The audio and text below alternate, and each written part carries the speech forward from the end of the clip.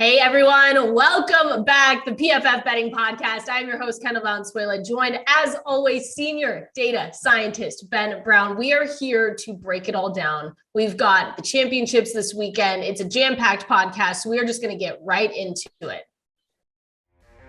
4 teams remain in the NFL playoffs, and that means only 4 teams left for you to bet on at DraftKings Sportsbook, an official sports betting partner of the NFL. Counting down to Super Bowl 56, new customers can get 56-1 odds on any team. Bet just $5 and get $280 in free bets if your team wins. Not a new customer, you can experience the conference championships with same-game parlays. Combine multiple bets from the same game for a bigger payout. The more legs you add, the more money you can win. DraftKings is safe, secure, and reliable. Best of all, you can deposit and withdraw your cash whenever you want. Download the DraftKings Sportsbook app now. Use promo code PFF and get 56-1 odds on any NFL team. Bet just $5 and win $280 in free bets if your team wins. That's promo code PFF for 56-1 odds at DraftKings Sportsbook, an official sports betting partner of the NFL. Must be 21 or older. New Jersey, Indiana, or Pennsylvania only. New customers only. Minimum $5 deposit and $1 wager. One per customer. Restrictions apply. See DraftKings.com/sportsbook for details. Gambling problem? Call 1-800-GAMBLER.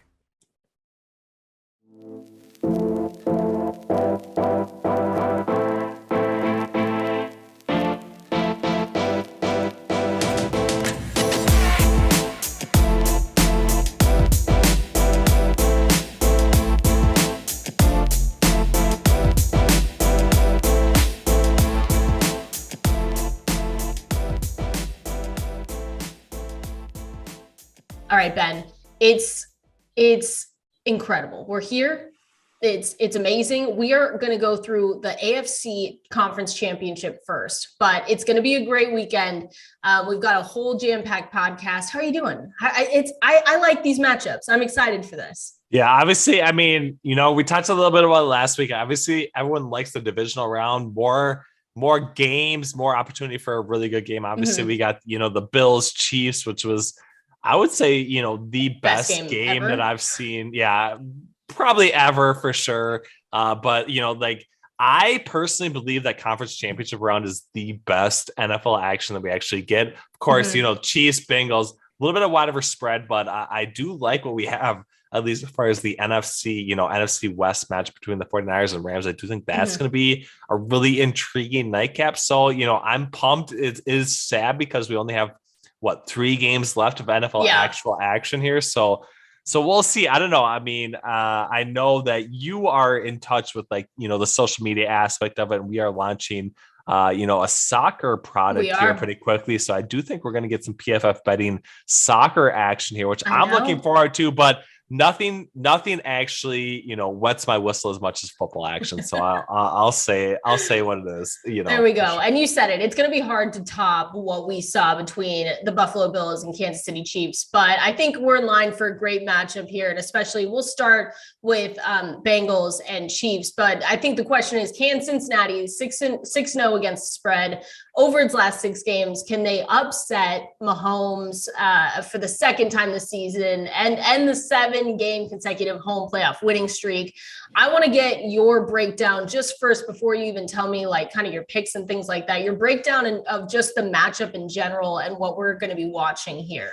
Yeah, definitely. So basically, plus 275 price on the Monday night. Cincinnati does definitely have a chance at upsetting Cincinnati or upsetting Kansas City. Sorry, we have them at a 28.4% win probability. That is what the market expects right now. We have it, a little bit higher. We do actually give, Cincinnati a little bit of a chance of pulling the upset here. 1.8% value based on that, 26.6% value. We have it at 28.4%.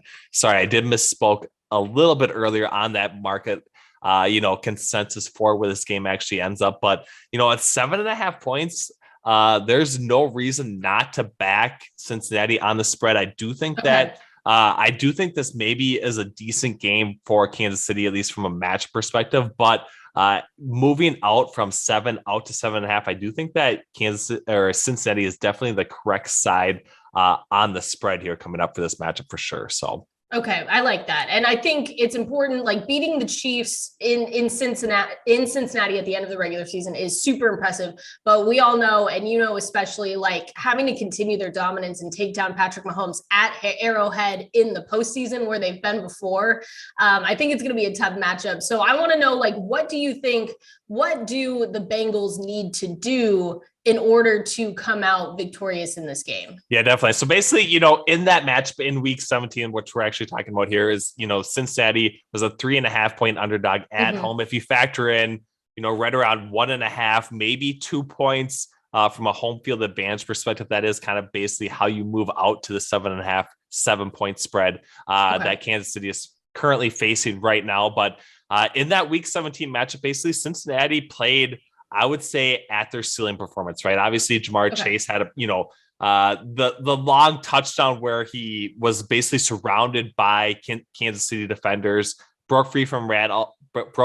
Also had a long touchdown run where Daniel Sorensen kind of had broken coverage situation. So if Cincinnati is going to be successful offensively, I do think that's going to have to come through Jamar Chase and to a lesser extent T. Higgins. And I do think it's going to have to be a lot of the big plays. Definitely downfield. I think we saw a recipe for how Kansas City is potentially going to get off the field in this particular matchup last week in their game against the Buffalo Bills when they kind of had some of those 3rd and long situations, 4th and 1, 4th and 2, where Buffalo ended up going for it and converting to extend those drives. But in saying that, the one spot where Cincinnati's kind of been at least not necessarily up to a league average perspective has been in those sack situations, right? On 3rd and long, when Joe Burrow kind of has those pressure situations, he has not probably been scrambling as much as our quarterback rushing props want to indicate or anything else like that. So I do think that there is a path to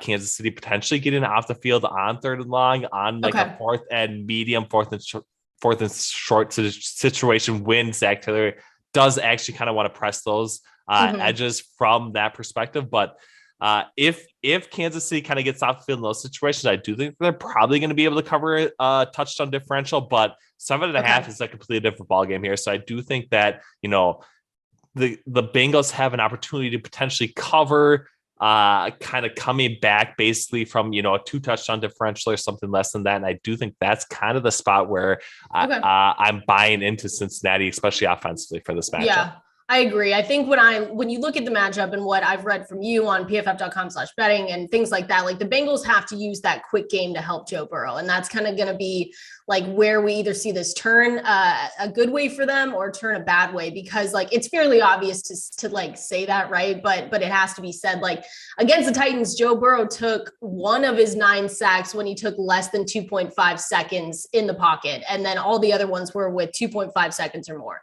So you have to. It's imperative to get the ball out, right? And I think that's the offensive line. I mean, how do you describe that offensive line? It's awful. For the Bengals, it's been really bad. Yeah. Right? I mean, of course, it's like. Yeah. So you need to get the ball out quickly. And I think, the offensive line is too awful to play around with. So I'm with you. I do like, though, your idea 7.5. And you're taking the Bengals on that one. I'm kind of with you. I think that I like the Chiefs though. Like I do want to say I wouldn't be shocked. I think we're in the same page where we wouldn't be shocked if the Bengals won, but we think the Chiefs are a little bit maybe too dominant for them in this matchup. Yeah, I do think that if the Bengals actually end up covering this game, I do think it's going to be because they play from behind and kind of get through the back door at the end of the game. So I do think, the half-point movement from a touchdown differential out to 7.5 definitely matters in this particular matchup, because I don't think it's going to be in a lot of ways, or maybe it is going to be similar to how that game was in week 17, where the Chiefs got out to an early lead. They were up basically, 2 touchdowns at halftime. They had the opportunity with Tyreek Hill to potentially put, not necessarily the game completely away, but they had a path to, establishing the fact that they were by far up and dominant in that game in the first half. Obviously, Tyreek Hill let that ball drop through his hands. Earlier than that, they also had, the kickoff return that wasn't returned for a touchdown called back because of holding. So I do think that because of the penalty situation, a lot of other things, like the Chiefs were a lot better in that game than what the final score indicated. Obviously, there was some end of game, tomfoolery or whatever that you want to have actually happen, where the Chiefs actually didn't get the ball at the end of the game like they did in Buffalo, where we could see some of that Patrick Mahomes magic. So if you allow that to creep back into it, it's really difficult to see the Kansas City Chiefs not at least winning outright, but covering a 7.5 point pregame spread is a completely different matter. So I do think that the Bengals are definitely capable of keeping this thing close enough to the point where, a touchdown differential at the end of the game is definitely going to be capable of them actually achieving when it's all said and done, for sure. I love it. Well, let's get into our props. These are good ones, and we'll start with Tyreek Hill. And I feel like this one is one of my locks. This is one of my favorite ones that I've seen today. Over 6.5 receptions. And you wrote in your article, like his usage, we know, has shifted a lot, especially this season. It's his lowest average depth of target in a season since his rookie year. But last week he saw over 80% of his targets come within like 9 yards of the line of scrimmage. And that is just, you think that's what Andy Reid is going to continue to do, especially against this Bengals team? Yeah, definitely. I mean, that's kind of where they were exploitable, in that week 17 matchup as well. But I do think that there has been this like underlying shift in the Kansas City Chiefs production offensively, and it has been Tyreek Hill underneath, right? And it has been getting that guy in space. Maybe it's more Mecole Hardman over the top. Maybe it's Byron Pringle. Maybe it's a little bit of Travis Kelce as well. But I think the middle of the field for the Cincinnati Bengals defense is definitely susceptible. But in saying that, it's going to be within 9 yards of the line of scrimmage. And who would you want with the ball in your hand outside of Tyreek Hill in space? And I do think for that reason alone, I do think he's going to probably get over 6.5 receptions relatively easily. Was one of his highest targeted games in week 17. He has been, the one guy that can really make plays after the catch in this particular offense. And that has been the one thing that the Chiefs have actually focused on here in 2021, more than 2020, more than 2019, more than all these other years that, Patrick Mahomes has been the quarterback for the Kansas City Chiefs. So I buy into Tyreek Hill getting the target volume in order to kind of go over his reception prop number. And I do think it's probably one of the easiest betting opportunities here on Sunday. So a lock, we're going to say it now. 6.5. All right. The Chiefs are one of the most pass heavy teams near the end zone. But Ben, over 2.5 passing touchdowns for Patrick Mahomes. That is where you're sitting, but that is at a plus 114, like plus price. So I love the price there, but 2.5. When was the last time he definitely didn't do it their last meeting? I think he got 2. So this one, you might have to convince me a little bit. I'm a little bit nervous on this one. Yeah. So if you want to ask, at least as far as like, when did he go over this? He went over this last week, right? Like that's the one Bengals, thing. Yeah. Is that the one thing that you're like thinking? I mean, he went over 3. He did get he also ran in a touchdown. So he had 4 total touchdowns, basically the 3 passing touchdowns, 1 anytime touchdown. He also had 5 against the Pittsburgh Steelers in the wild card round. So it was your Denver Broncos, and it was, the Cincinnati Bengals basically were the last 2 times where he didn't go over this number, but he wasn't really pressed in that particular matchup either, right? I do think that, if he would have gotten the ball at the end of the game situation, like we talked about in Cincinnati, he probably would have gone over this number. Denver, he wasn't really forced to whatsoever. So anytime that he's been forced to, he's gone over this number. 11 of 19 games so far here in 2021 on the closing line value. I mean, given the plus price, given everything else, Patrick Mahomes, I would say, is the best quarterback in the NFL right now. And I think that buying into him actually having a productive game in the conference championship round is probably one of the safest bets that you can make here coming up on Sunday. So 2.5 passing touchdowns. Give it to me all day is all I can say. Plus price too. Right? Plus, we have to agree that like the Bengals are not going to get blown out here. They're too talented of a team. So you can't say that like Kansas City is still going to pass late in the game. Like we're not going to count that out whatsoever. Right. I mean, they pass throughout the game. If they're forced to pass throughout the game, they're also passed to, kind of force in those red zone situations. They're the only team that basically has a pass rate over expectation over 10% in the red zone. So I think, even if all 3 running backs are healthy for the Kansas City Chiefs, it's still going to be Patrick Mahomes. So as long as he doesn't run it in, this is probably one of the safest bets you can make. And at the plus price, it's even better for sure. So I do think that, Patrick Mahomes, if the Chiefs are going to cover, it's going to be because of Patrick Mahomes. So over 2.5 passing touchdowns, probably the best betting opportunity you can make in this first game, I would say. Right now, you can get 25% off any PFF subscription if you use code BettingPod. What can you get with a PFF subscription? All of PFF's locked article content, NFL betting dashboards for the playoffs. NFL Greenline is up 27 units this season. You can get NFL draft guides and much more. Support the podcast and use promo code BettingPod for 25% off any subscription. Also, the new year is here, and because the daily Betting Pod listeners are the best of all PFF podcasts, we want your help to create a list of what PFF should build for you. Email us at contact@pff.com. That's contact@pff.com with the answers to these questions. 1, what PFF feature do you love most? 2, what do you want most from PFF? And tell us which podcast sent you so that we can put your ideas into the wish list for 2022. Postseason Patrick Mahomes hits different. Postseason, you can't, it just hits different, right? It does. All right. Well, Joe Burrow, though, has been doing well. This one was interesting to read in your article, though. Joe Burrow under 0.5 interceptions. And I wasn't shocked. I shouldn't say that because he's a great quarterback. But to say that he hasn't had an interception since week 13 did blow my mind a little bit. So you're thinking that he is still going to play well enough to go under that 0.5 interception mark in the playoffs? Yeah, definitely. So, I mean, okay. he had the interception last week. Of course, it bounced off, Samaje P. Ryan's hands. Basically wasn't a turnover-worthy play, but that is what we have found is the best predictor of these interception props, and it is turnover-worthy plays. And Joe Burrow's been the 4th best quarterback in the NFL so far in 2021. Hasn't had a turnover-worthy play from a passing perspective since that week 13 matchup against the Los Angeles Chargers. So, he's been, one thing that he's actually been doing is taking care of the football outside of also delivering to Jamar Chase at a pretty consistent rate. So I do think that they're going to be able to take care of the football. I do think that if you buy into Cincinnati covering the 7.5 point spreads, it's going to be because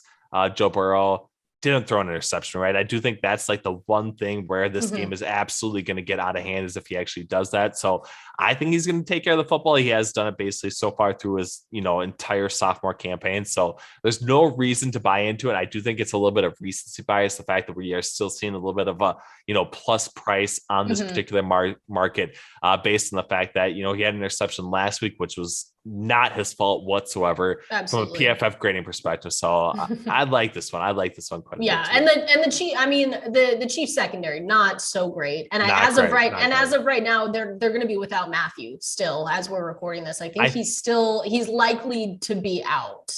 Is it? So I was actually, when I would do, other hits and stuff like that, I did think Matthew was going to be in. I also thought Felton was going to be in as well. Okay, so that's going to be, an oversight on Mike Hughes. So I do think we're going to at least get the best version of the Kansas City Chiefs secondary, but I still don't think it's really going to matter. Obviously, one of them is going to have to make a play downfield on a contested catch in order to kind of shift this scenario, but I don't see it happening. I mean, Joe Burrow has been really good at taking care of the football. He's basically been on an Aaron Rodgers level, and his price on his interception prop hasn't been anywhere close to that. So I do think that this is, one of the best betting opportunities to take advantage of for sure. I do too. I'm going back to T. Higgins, Ben. I'm going back to T. Let's Higgins. Hear it. Let's hear it. Anytime. T. Higgins anytime. And that's what I like. It's at plus 150. So we have really good odds on these props that we're putting out there. But plus 150 is where I found him on DraftKings. We saw what Gabriel Davis did with the Chiefs secondary last week. And I know like you just said, players are coming back. If they're supposed to have Matthew back, that's huge. But Higgins did catch 7 of his 9 targets. We did win that prop last week too for 96 yards. And I think that with how they're going to be looking at Jamar Chase, he could be an underrated guy to sneak into the end zone. And I'm going back. He's been good for us the last couple of weeks, besides 2 weeks ago in the wild card when he didn't get an anytime touchdown for us. But I think this is the one this is the day that it changes. Yeah, I'm actually in agreement with you. I do write a DFS article, and we do actually find a ton of value on T. Higgins to kind of what I would classify as erupt in a lot of ways. We do over 5.5 receptions. We also like his over 72.5 receiving yards. So I think the Chiefs are obviously going to focus quite a bit on slowing down Jamar Chase. And I do think that's going to benefit T. Higgins in a number of ways.